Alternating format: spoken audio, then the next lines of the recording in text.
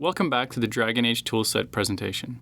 In this segment, we're going to be covering the placement of enemies in the level. Now we're going to need some bad guys as well. So the first thing we're going to do is we're going to go back to our palette window.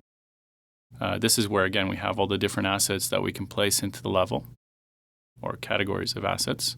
And we'll go ahead and pick the Creature tab. Let's go ahead and add a new creature.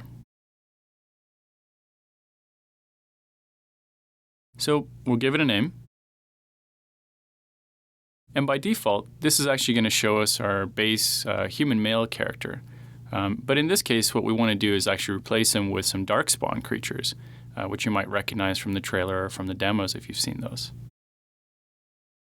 Let's go ahead and take a look at the appearances that we have available for our demo. So we got two basic darkspawn creatures, a Genlock and a Hurlock. Maybe we can just load up the Genlock here.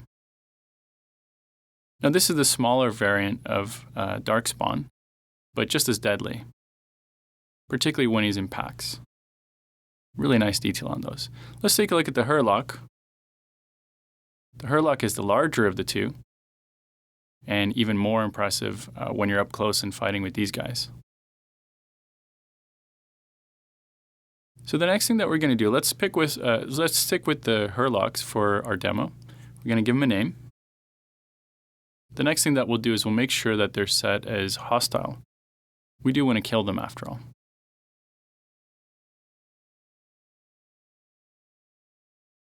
The next part is we're actually going to assign them to Team 1.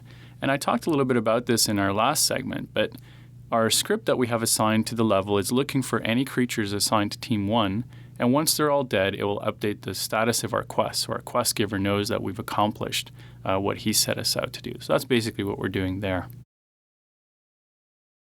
Last, let's go ahead and jump into the inventory. We do want to give them a bit of a fighting chance after all. So we have a couple of items here. We can zoom in on those as well and see what they look like and rotate them. We have a longsword and a mace as a weapon choice for him. We also have a basic shield. So let's go ahead and equip him with a mace and a shield as well. We'll select those. And then on the right-hand side, we'll go ahead and equip them on him. We'll talk a lot more about these kinds of options over the next coming weeks and months as well. For our purposes, though, it's fair enough that he's kind of really well equipped right now to kind of battle us. And there he is with the mace and shield on his back. So the last thing that we're going to do is we're going to save that and jump into our area view. We're actually going to place them now.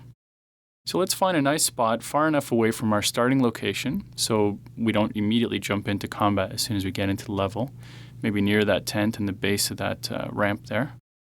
We'll go ahead and select the creature from our palette and place him down. Let's just zoom in a little bit on that. And you can see how easy it is to just kind of move him around and to rotate him as well to get the placement just right for what you want.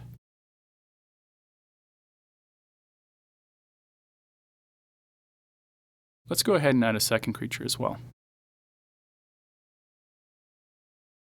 And we'll just do some basic adjustment for it. And that's creature placement.